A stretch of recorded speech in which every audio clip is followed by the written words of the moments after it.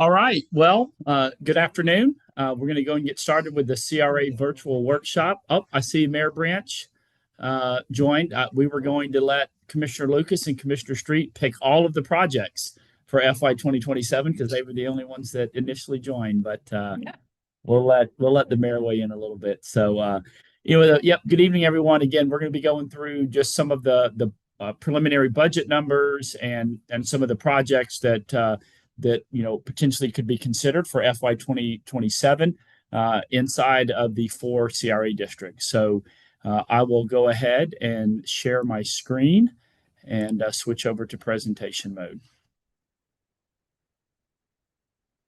I think minimize this, start the presentation.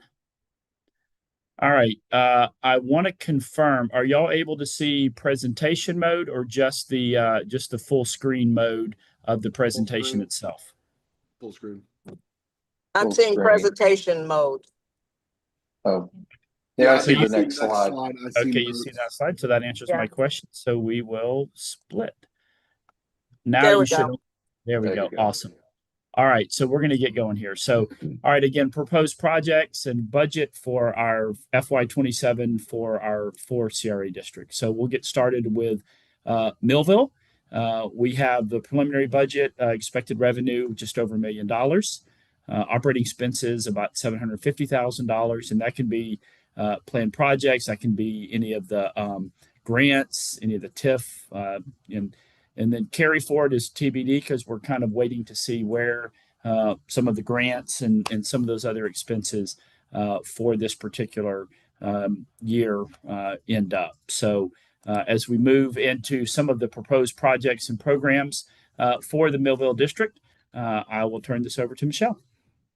So we're looking at, until we know exactly what the carry forward will be, we're looking at about $330,000 to work with for the district. This slide just shows you some options. These are cannot afford all of these, but a new sign at Snug Harbor. Snug Harbor currently does not have a sign, and it is on the major corridor in Millville. Daphne Park is really needing new equipment and for that equipment location to be changed at the park as well. There are some major safety issues behind the current location. And then the equipment that's there itself is just outdated and deteriorating. But then also we have the ability, there's 3 active grants right now that we have this year that could be done next year as well, World Changers. It would be the 11th year next year that they're doing improvements on residents' homes. The RSP grant, that's the redevelopment site preparation demo grant.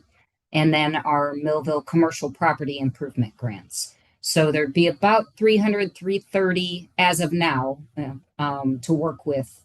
And these are just some ideas to put out there that we could spend that on. Any questions for Millville before we move forward to St. Andrews? right, moving forward into St. Hey, Andrews. just one thing. Yeah. Oh, Take my- yep. Sorry, I can't see y'all, so we'll go ahead. Go ahead, Mr. Mayor. So there's an approximate cost on the new sign. Is it sort of like, hey, we could spend anywhere from 20 grand to 300 grand on the playground, or like what is the potential cost of a playground? So just to give you an example, the playground that's getting installed at Truesdale is coming in at about 285, 290,000. Have you seen the Truesdale ones? What that looks like? Yeah, I saw them. Okay. I saw a playground like 6 months ago. Okay. That's going to be the same one because we've really only had about that one. That's what you get for a little under 300,000. Now we can do smaller. Somewhere the one that went into Henry Davis there was a little bit of grant assistance on that one. That one somewhere around the low 200s. That would be the cost for that playground. So those are just two examples of what kind of playground we get with that budget.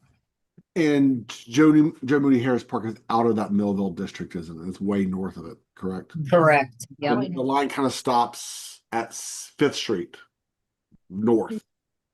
No, it's the Seventh. 7th. Seventh. We miss it just barely, but Okay. Yeah. So, all right, Commissioner Lucas, do you have any questions, ma'am? Trying to unmute. No, the mayor asked the question that I was concerned about, the approximate costs. All right, Commissioner Street, any questions from you, sir? Yeah, I just wanted to, draw attention to the Snug Harbor boat ramp. Fantastic project. I don't know how many people have gone there on the weekend, but it has definitely got the most boats out of any ramp that we have at this point, and they're parking everywhere. So I don't know if there's this future CRA project that could help with the congestion, additional boat parking, whatever it is.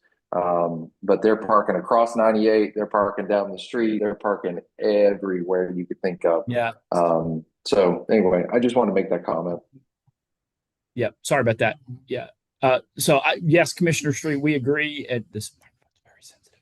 I would just say that I have had several suggestions, probably half a dozen or more from various folks in the public that have told us we should either purchase the lot across the street to the north or somehow try to enter into some long-term lease with it and get it paved and striped and delineated in order to maximize parking across the street as well. So, we could look into that if that's something the commission would like us to do.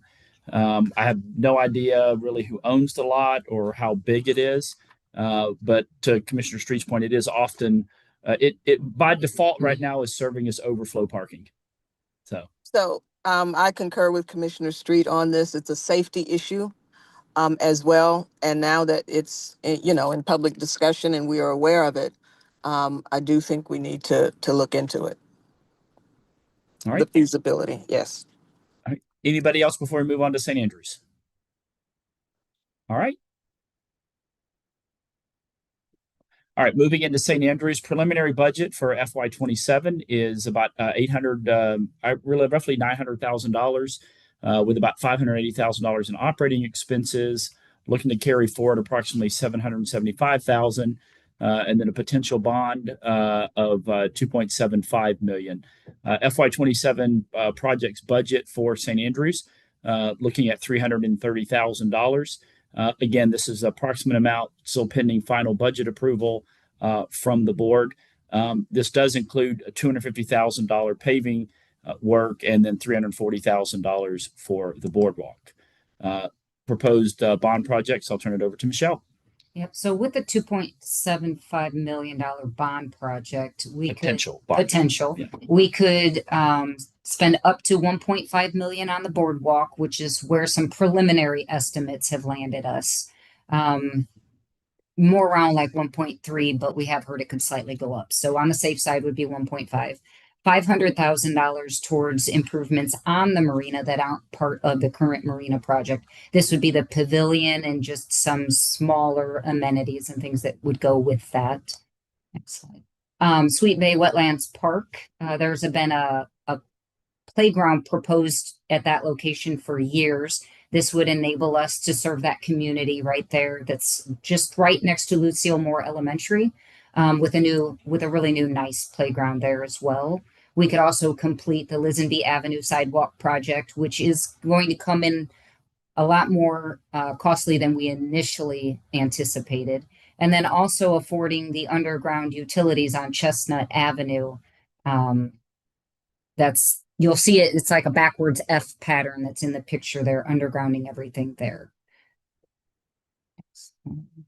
Yep. And then these projects would be in addition to the bond. So this would just be for the fiscal year 27 custom street signage, sidewalk and curb repairs in the expanded areas, and then potentially doing another FDOT project on 98 going from Hathaway Bridge all the way to Beck Avenue, doing that entire stretch, cleaning it up and beautifying it with some, native low maintenance Florida friendly plants. And then this is just another way to see it in a lot easier way, making it make sense.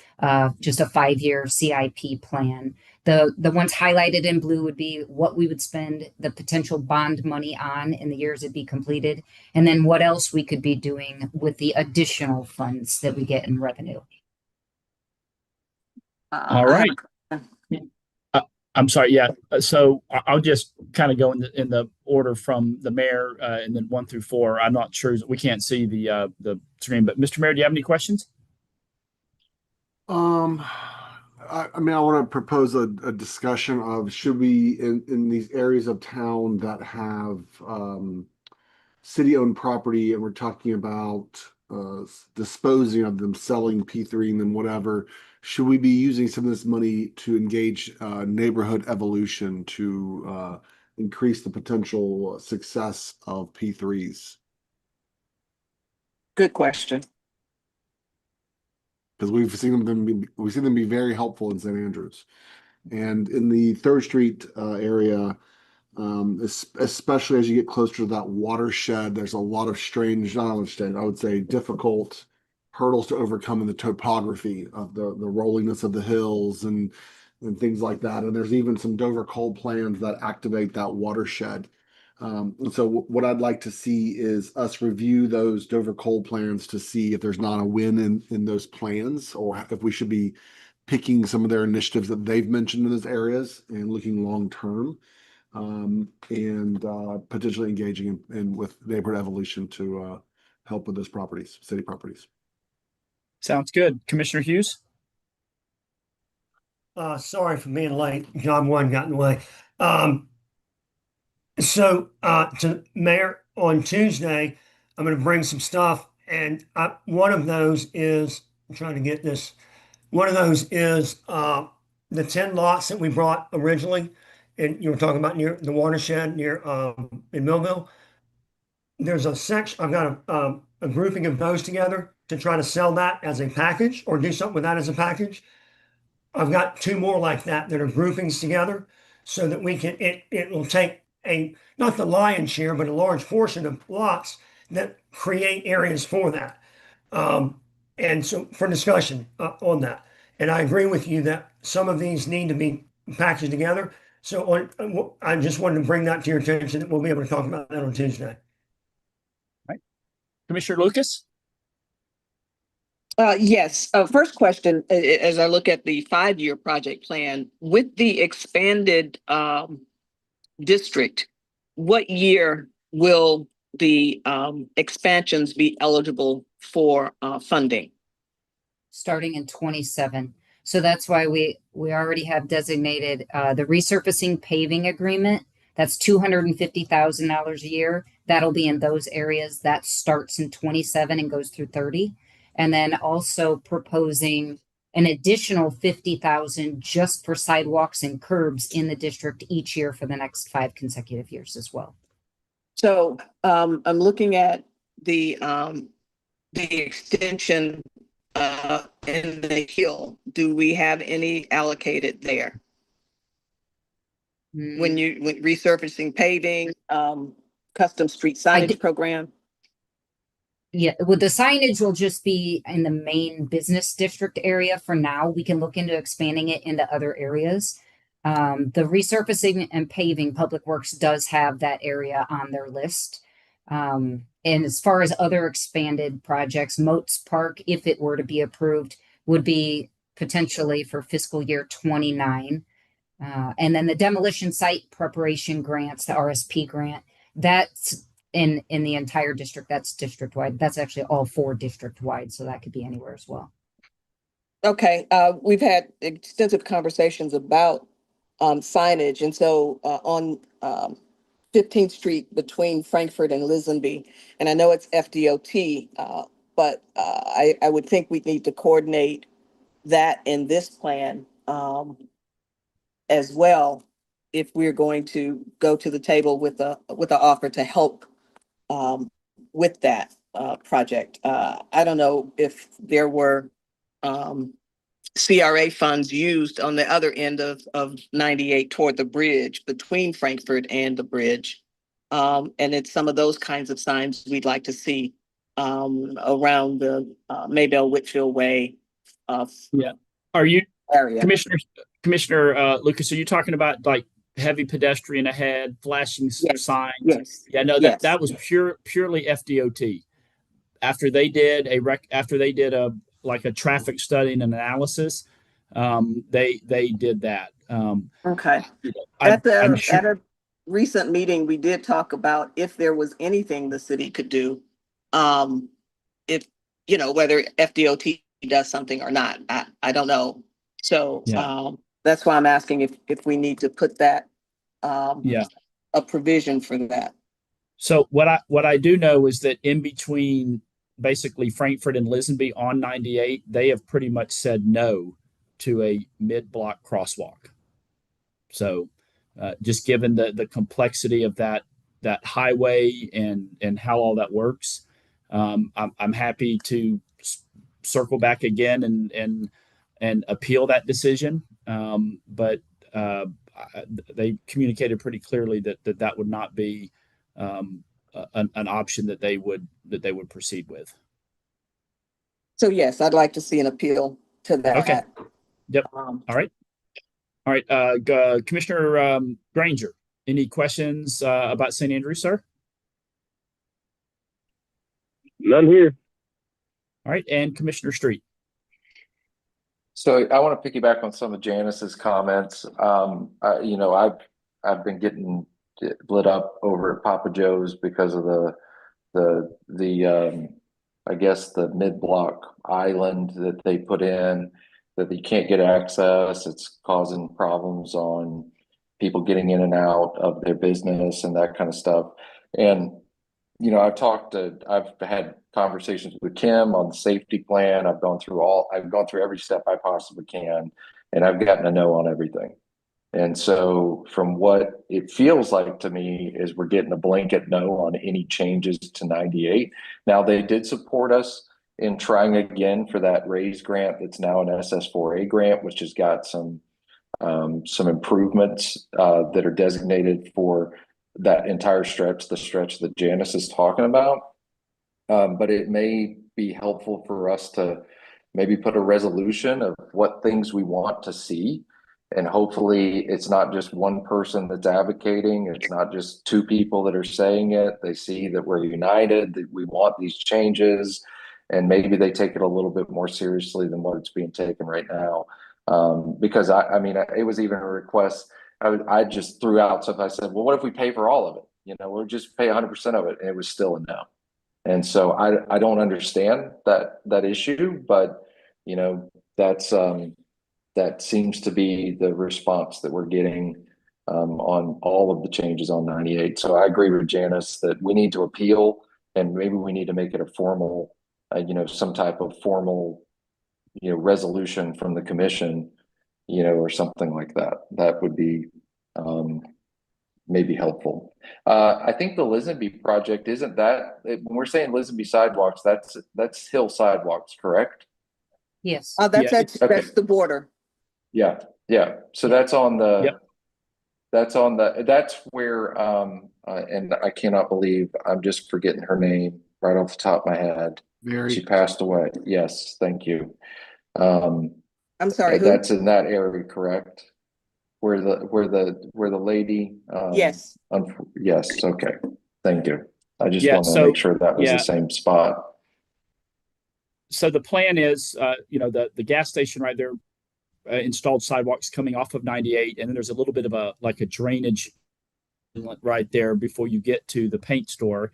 So our plan is to put like a rail there stopping anybody from continuing northbound on the west side, and then have a crosswalk right there over to where we have existing sidewalks, kind of right there on the northwest corner of Burger King, and then proceeding up to, I believe, 17th, correct, Michelle? And then jumping back over, going back to yeah, and these are on-demand flashers, and then taking 17th, or once you get to 17th, then there's sidewalks back on the east side. Sorry, my apologies. On the west side, up against the cemetery, there's sidewalks pretty much, I believe, all the way up to 23rd Street. So we then would cross you back over, and then that way there would be safe sidewalks all the way from US 98 to 23rd Street along Lisenby Avenue, and towards that kind of that weird area where we had that unfortunate accident with the paint store, and then there's some office complexes in there, and then I want to say something else right at 17th. There's just, because it's almost like the entire parking lot is an entire driveway, so you can kind of, with all of those those 3 or 4 parcels, and then the smaller cemetery, it's just an awkward area in there, and so for safety. That's why I want to move everyone over to the east side of Lisenby. But that is the overall plan. Again, in order to put sidewalks completely from US 98 to 23rd Street along Lisenby Avenue. So The only other comment I wanted to make was echoing what Alan said on neighborhood evolution. I do agree that we need to have some type of designated funding, just kind of set aside on any pieces of property that we may want to incentivize to get off the well, really, it's not get off the tax rolls, get off our tax expense and onto the tax rolls. correct. So I agree with that premise too, and I hadn't really thought about that until he said it. But yeah, we probably need to have some kind of planning dollars or something like that that's set aside maybe in each district to be able to do that as opportunities arise. Sounds good. All right. Is that a we can put that in the disposition plan, Josh. How about that? We need a plan, and that's part of it. That's part of the plan. Money in there, that is a good way to look at it. But I like that idea.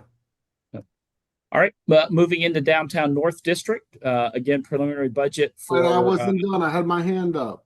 Oh, I can't see the screen, sir, and I was just going through you guys in order. Go ahead, Mr. Mayor. You're mad at me. Yeah. I'm just gonna, while we do the presentation, I'll just go from the mayor and then 1 through 4, and then at the end we'll come back and do any further questions. But go ahead, Mr. Mayor. I think it was personal. I clearly was. Yes. Clearly Okay. was. You are my favorite mayor. So thank you for saying that. So I want to encourage us to pause on spending money on parks that we still have yet to decide how we're handling them. Specifically, Moats Park. I know it was one of the conversations that park rarely gets used in its current state, and I think there was discussion of selling it. And then even Sweet Bay Park.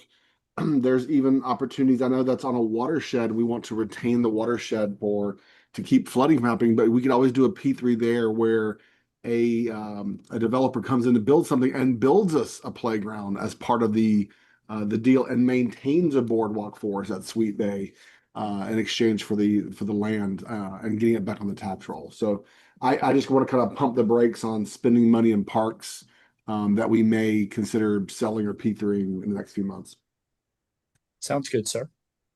All right. So Downtown I North. had that same thought on moats. And I didn't do any of the title research on the Sweet Pay, so I don't know what the eligibility is in that one for P3s or anything, but I know moats, from what Michelle told me, goes back to the family, which, me personally, if we've got something that's not being utilized and it's not really like adding something, fine, give it back to the family. I mean, like, it doesn't, I don't think it's something we should just hold on to if nobody's using it.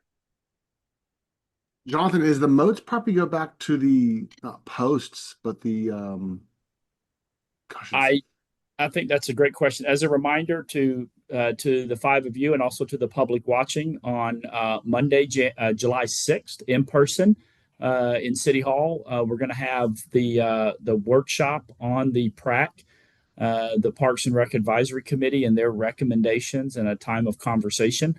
So I think we'll have a lot of those answers to that again, July 6th, starting at 4:30 p.m. here at City Hall. All right, getting into the Downtown North District preliminary budget numbers for 2027. Expected revenue just shy of 1.4 million.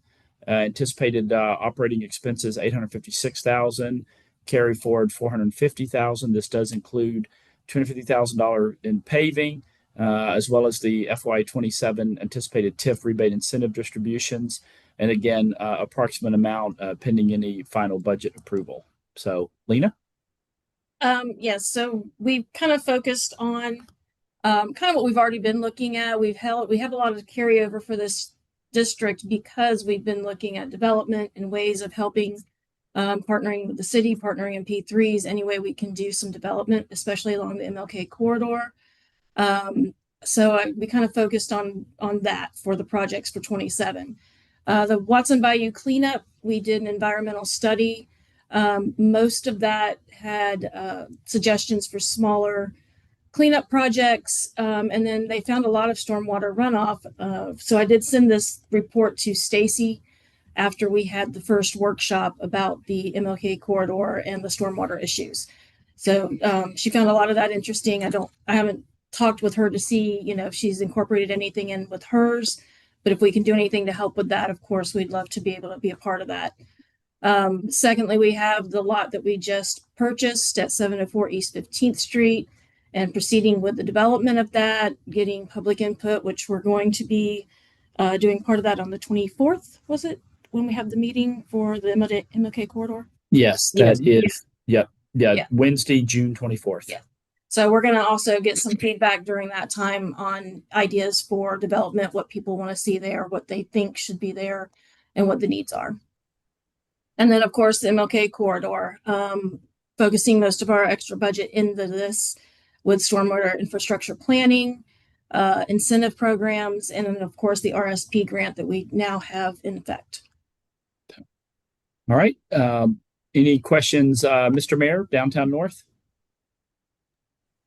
No, just commentary that I like to me, the stormwater is a key and parking as well. Those are the two barriers for MLK. Those are clear barriers for developments on MLK, and that should be our focus to eliminate those hurdles and even potentially bringing in dirt on anyone's lot there who wants us to fill it up if we have excessive dirt too.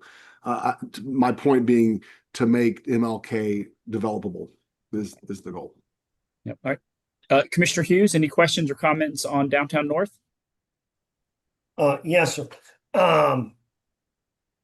Again, on Tuesday, I've got MLK, all of that put together. We own more land than anybody else from 231 to Business 98 on MLK. And so when we talk about ideas, I ask you guys, do y'all have any ideas for that? Because we can move that fast. But there's also something else interesting. The DOT, when they expanded it, some of those lots really are non-usable now because they're either not deep enough or wide enough. And it would take a lot, but we're the majority of the decision to the idea of maybe reflatting the entire road, because then you could create lots and everybody has a bigger lot, or maybe we have smaller ones. That's one option. But to the mayor's point, getting it going, we kind of control that, and having ideas, walking into that meeting with ideas, not to set the tempo, but just to kind of get the discussion going. The one that I pointed out for the incremental development right there north of 11th Street, we need to put that with something because it's not deep enough, and there's an opportunity behind that. Those are the discussions we can have and move it along faster. So I just want to make sure that we knew that we kind of control the development there, which is not, in my opinion, a good place to be in that corridor. Thank you, Commissioner. Commissioner Lucas? Yes, and I just want to piggyback on what Commissioner Hughes just said, that and that's why we need community engagement as we are looking at this and talking about it from the perspective of, what are the challenges, what are potential solutions to the challenges. And we all know that the concern is that the widely held concern is that it become a neighborhood downtown, for the people who live in that area. And so this meeting is a part of getting the community engaged, and that came from Karen Landry, who participated and is participating in the Incremental Development Alliance, small scale developer, and is from the community and can be a part of convening the community in this. But we have to, I think, have the answers for the infrastructure challenges that developers will make. So I concur with the mayor that that's going to be a big part of the getting the corridor developed, and returning it to a place where people want to come. Awesome. Thank you. Commissioner Granger, anything on downtown North?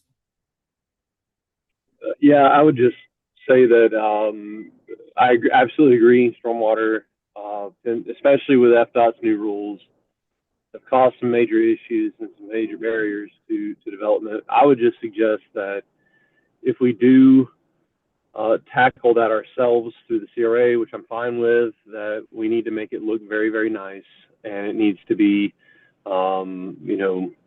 think of like a large pond with fountain in the middle type thing, walking path around it. I would rather it be a feature than just just doing it just to do it. So if we go down that road, that's my suggestion. Just kind of trying to shape the discussion a little bit further. So that's all I have. Thank you, Commissioner. Commissioner Street. So I know we're focused on MLK corridor, and I think we totally should be. Any updates on Mall and what's going on there? I know that was a big part why we did the expansion project. So Yeah, any movement? Happy to speak that. There is some movement. Again, I think you all are aware there's a new owner, one of the investors of the original old Sears parcel, and including the old auto center that was detached. He is split off from the investors, the Seritage Group. He is working closely on the rest of it. What we're doing right now, and by the rest of it, I mean the kind of the center part of the mall. Obviously, Dillard's and J.C. Penney are their own stores. We're working to kind of just basically wrap things up with DOT and kind of the clipping around the property that they need for all of the enhancements to 231, 77, and 23rd Street for the flyovers and just fixing all that traffic. So there are some quick claim deeds that we need to kind of get worked out, and not just for the folks, even for the city. And so, Mr. Zimmerman, his team in Public Works Department is working with the Fixel Law Firm on some of that. I've had a conversation, today's Thursday, I believe Tuesday, with the consultant from DOT that is kind of handling all of that.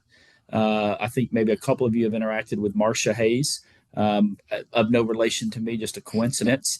But she's working through that. So I think, we've made it clear. I had a conversation last week with Secretary Smith, and just made him aware that the city is committed to seeing all of these quick claim deeds and the property that's needed for DOT to kind of get all handled and closed out, so that everybody has basically confirmation and surety of exactly what all is going to be taken and what is going to be left, and that is what I think is needed. So I talked to the developer as well on Tuesday of that. And he too is also very excited and appreciates our efforts. And again, really just working with FDOT to get it all cleared up for us, for him, and also Penny's and Dillard's as well.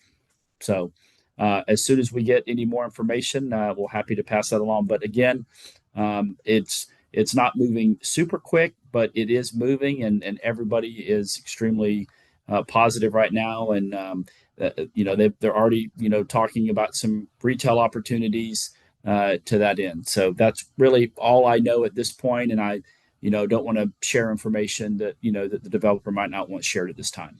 So I right. would just, I would just like to say, Mr. Hayes, if the developer needs ideas, there are many being floated on Yes. Facebook. Yes. Now. So Yeah. yeah, I don't have a lot of details, but my understanding is he's already talking to a number of of vendors that are anxious to come into that area. And I told him at such a time that he needs to share all that information, please do. But keep cranking behind the scenes, and that's what he's doing. So again, that's why he has expressed to get all these quit claim deeds cleared up around the perimeter of the mall for the city, for him with Seritage, for Hendon, and for Dillard's and Penny's. As soon as we do all that, then he has a lot more. All that ambiguity and all of that is gone, and there are no unknowns as they move forward. So I think that's what ourselves, along with DOT, as well as the other two freestanding stores, really need to focus on in the next 60 to 90 days. So, all right, moving into the Jonathan, downtown if I district. may, Jonathan, real quick. Guys, you know where the Sears Automotive was down there, that triangle? All the stuff that's online is pretty cool, but that I think is slated to be all stormwater. So just look at those drawings with those ideas with that triangle out. But and Jonathan is Oh, we lost to Commissioner Hughes. my bad. I said just remember that that part down there doesn't really work for the all the fun stuff online. And Jonathan was spot on with what he's talking about. That's it. Hopefully it comes around soon. Yep. So I will say I did see a preliminary rendering for that, and it did show that corner as a stormwater pond for FDOT. So, all right. Downtown district preliminary budget for 2027, looking at just shy of $580,000 in revenue. Operating expenses roughly 287, carry forward 305. That includes FY27 anticipated TIF rebate and incentive distributions. And again, this is an approximate amount pending any budget approval that would be budget estimates. Lena? And this one is we have a big question mark on downtown because of course we don't have our plans yet for the marina. And I think that we would probably have to look at a bond to try and help out in the biggest ways we can for the development of that. So that is definitely our primary focus, is just moving forward with the city in the redevelopment of our marina, because we do agree that that is our biggest asset in the downtown. But for any other projects, if we don't have the bond information together, if we don't know what our plan is for the marina, some other projects that have come up in conversation with DIB and with Parks and Rec, and also as a result of our socials, are just some projects that have kind of, some have been in the ideas for a while, and then others are still coming around. McKenzie Park, we had widened the crosswalk. The intention was to always put a gateway arch there. So that is one idea that we've kind of come up with, and that's just a mock-up that I came up with for it. Been trying to price that out a little bit and see how much that would cost us. Continue the parking lot improvements that we've been doing in the downtown area, identifying any other parking lots that maybe are privately owned that we can do some improvements to and be able to make an agreement where we can share the parking with them when they're not in office hours. And lastly, we had a few people with the socials bring up the skate park, and I went online to kind of get some ideas, found that we actually there's a whole Facebook page of a skater society, I guess, that we have. And they all had rave reviews about our small little park and how much they love it, but they all wanted it expanded. And then talking with Keith in PCR, the sunshades that we have are starting to rip, starting to tear. He had asked if we could help with that. So that is something that we wanted to look at. If we can't expand it, at least make some improvements to it so that our skaters still have a great place to go. Awesome. All right, Mr. Mayor, we'll start with you. I would definitely want to see the DIB weighing in on these sort of things early and often. But I do agree that the marina is the priority. And along the same lines of parking, Jonathan and I met with Clayton Seifert today, and he basically offered the exact same thing. And so we want to avoid this sort of battle that we have in other parts of town and other parts of the country where owners start gating off their lots and start towing people, and everyone starts getting mad, and then the citizens who are just down here to have a good evening or whatever get confused on what lots are here, and everyone has hostile signs that are screaming "Don't park here," those sort of things. So those are my two focuses: are make sure the DIB's in support of these things, marina, and then some sort of parking collaboration. Yep. All right, Mr. Hughes, since most of this is in your ward, sir, any questions, comments? I think we go all in with the money from downtown CRA down to the marina. Use it for the upland utilities and whatever, but just we find out what that costs and earmark that money and go to work. Also, job number one working on parking, Alan. It gets okay until you say, well, that's about 30,000 a spot. And you're like, well, that really just kind of hurts. And so, but we've got some ideas on how to defer some costs, but trying to do that near and around the marina gets a little tight. But working on a few things that might relieve some of it. But how long does a parking garage take to build?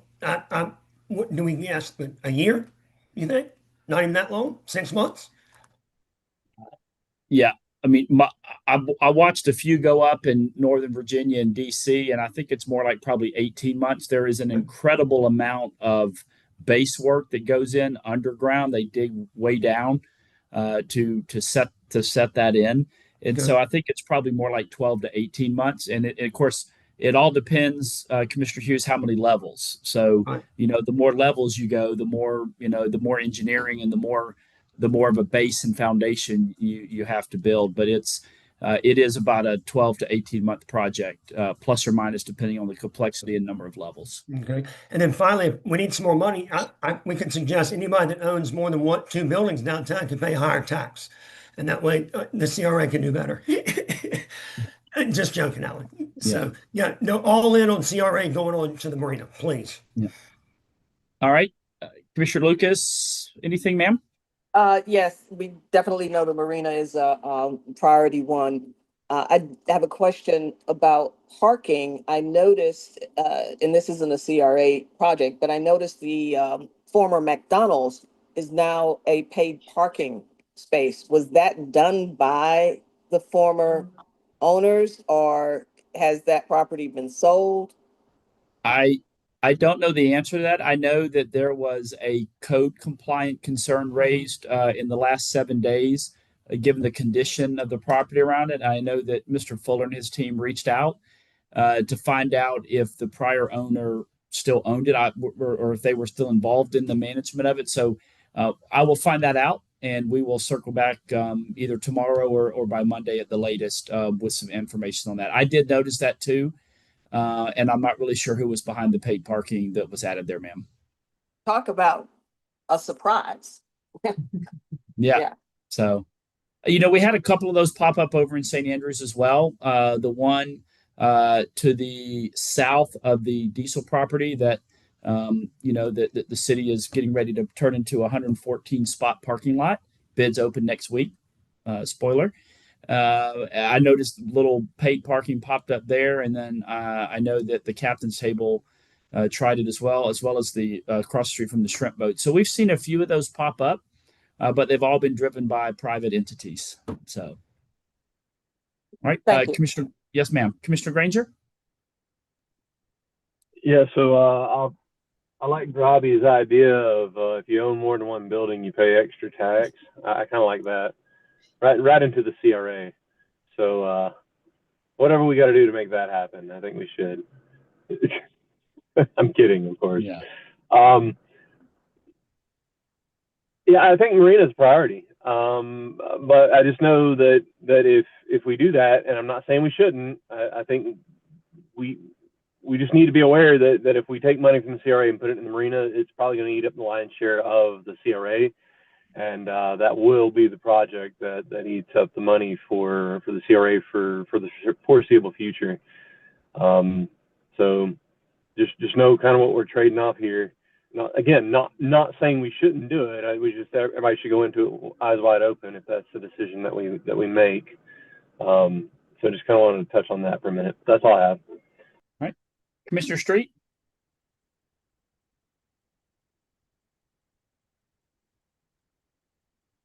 No, not really. I mean, Marina, that's number one priority, so that's where the focus should be. And that's it. Awesome. All right. Well, ladies, anything to add? No. Any other questions, Mr. Mayor, commissioners, about any of the presentation or CREs in general? Was there another topic that we were going to add on to this if there was extra time? I can't remember. Hang on. Yes. Wait, Jonathan forgot Oh, something right no, now. I didn't. Hey, come on now. There's only so much room in here. Yes, sir. You wanted to have a chat with your colleagues about Strong Towns Conference. Oh, well, I'm not ready for that. I wanted us to all talk about what we learned from Strongtown, so that way we all can facilitate learning. Or like, hey, oh my gosh, yeah. I can't believe you forgot that, Mr. Mayor. I was reminding you to remind me. I just reminded you. So at the CRA training last Friday, it was interesting, and there's two cities in Florida that have 9. Actually, one of them's working to help build the new Tampa Bay stadium down there, $1.5 billion. But one of the things that we learned was he liked our idea all the way up to when I said we give a loan to nonprofits. He said, right up to that, you're doing great. It can't be a loan, not allowed by law. So I thought I would bring that up because that was one of our things I think we agreed to. And we need to package that as a grant or some sort of repayable thing, but it can't be a loan, even at 0% interest by the statute.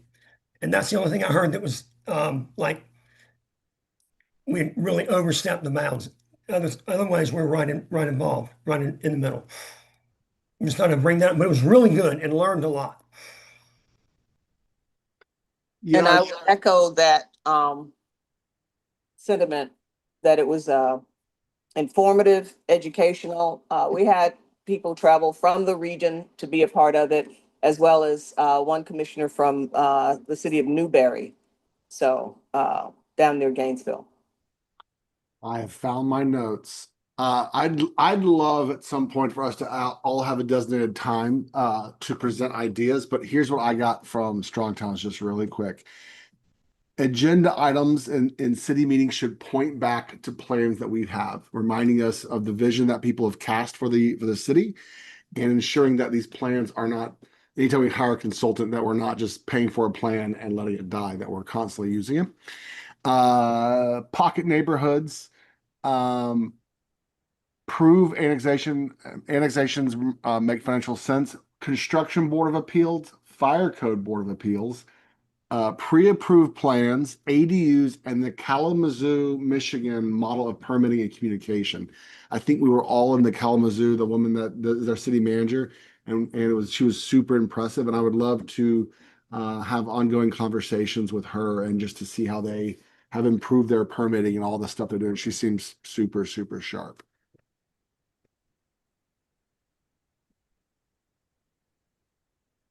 But that's all I had. And I could expand on those bigger, but I have like 14 bullet points.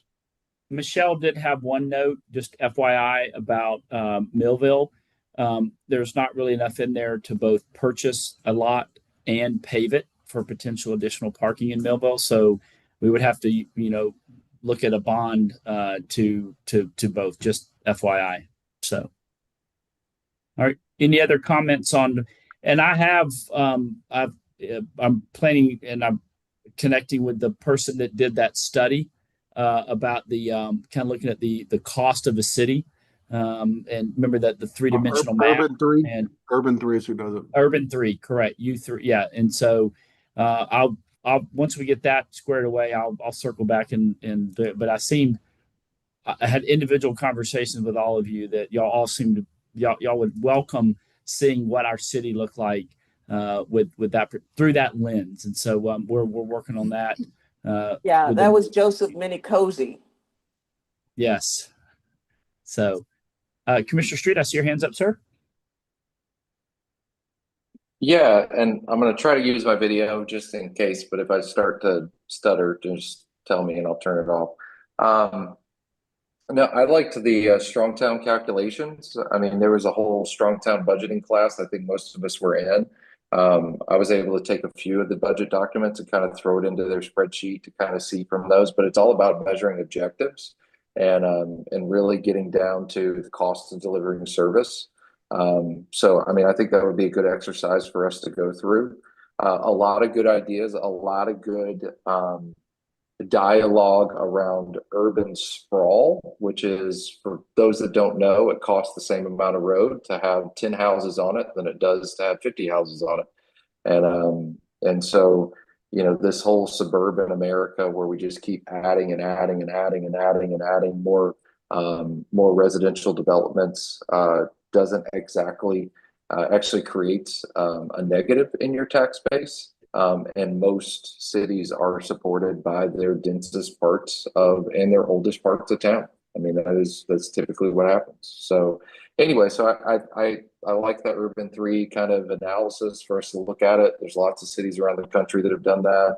A lot of really good ideas. I love the thought of having a board of appeals to fire and stuff like that. If you guys were not a part of that session, it really reduces the tension that elected citizens and staff feel by having a process in which people can, if they feel something is unreasonable, to walk through, to appeal and have a independent body kind of sort through and find out, yeah, we think this is fair, we don't think this is fair. That the cities that have that talked about how good their process is and how positive it is and collaborative it is. So I think that could be something really good for us to look at implementing as well. And then streamlining development process. There's a lot of conversations about how to make it easier to do things in your town. And I think those are really important. So I would love to have more further dialogue on it. I don't really know what the format is, guys, but I don't know if we do a workshop just on our strong towns kind of note taking, or we circulate notes. I don't know. I don't know what the right answer is to that. Circulating notes would be interesting, at least as a starting point, because then we come into a virtual meeting if we want to have them with like prepared questions or more research or other than just like listening to each other talk. I like that. And you know, and then we can go from there. Like from that standpoint, we'll make them all public and everybody can see everything, what our individual notes are, and then see if we come out with some ideas for action. Yeah. If y'all would like to send all your notes to me, I can work with Mr. Zimmerman and we can create a collaborative document and share that with all of y'all and the public. Is any concerns with that, Ms. Marder? Okay. Commissioner Lucas, go ahead, ma'am. So I just want to give kudos to my colleagues who are suggesting a process for us to follow in our Strong Towns report on what we gather as we move toward implementing things to make our city better. It was an excellent conference for us to attend and to bring back those ideas. And I'm seeing that I'm glad that we're moving into implementing them as we work in the city, and getting the process of connecting with our plans. That is extremely important, and I think again lets everybody know this is how we're moving and this is where we're going. So thank you.